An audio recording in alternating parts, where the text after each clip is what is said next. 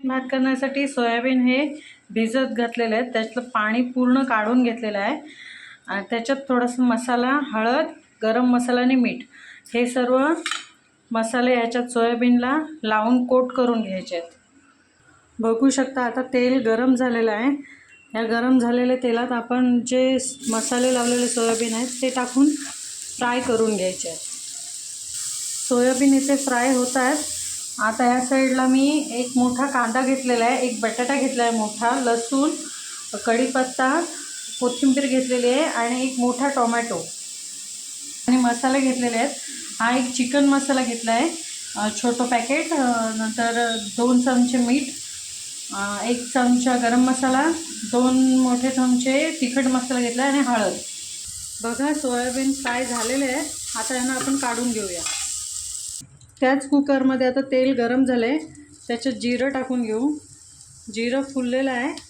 आता त्याच्यात कांदा टाकून घेऊ।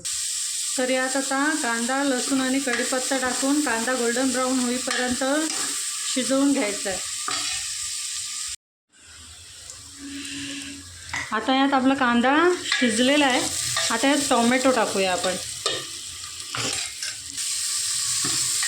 ह्यात टोमॅटो टाकून आता एकदा मिक्स करून घेऊया आणि टोमॅटो शिजलं, टोमॅटो शिजत आलं की मग याच्यात मसाले टाकून घेऊ।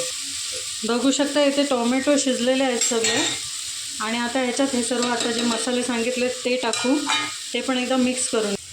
मिक्स झाल्यानंतर आता याच्यात हा भात, धुतलेले तांदूळ, बटाटे आणि सोयाबीन टाकून घेऊ। मी इथे 3 कप तांदळांसाठी 4 कप पाणी घेतलेलं आहे। आता यामध्ये कोथिंबीर टाकू। कोथिंबीर भरपूर टाकायची आहे, तेल पण भरपूर टाकायचं आहे, कंजूसपणा करायचा नाही। आणि आता कुकरला 2 शिट्या काढून घेऊ। तुम्ही तुमच्या कुकरप्रमाणे शिट्टे काढून घ्या। तर 2 शिट्या झालेल्या आहेत। कुकर पूर्ण थंड झालेला आहे आणि आता झाकण काढून बघू। मस्त भात झालेला आहे, अजिबात चिकट नाही, एकदम सडसडीत भात झालेला आहे, मस्त। आणि कोथिंबीर आणि चिकन मसाला टाकला तर एकदम मस्त वास सुटलेला आहे। या तुम्ही पण खायला।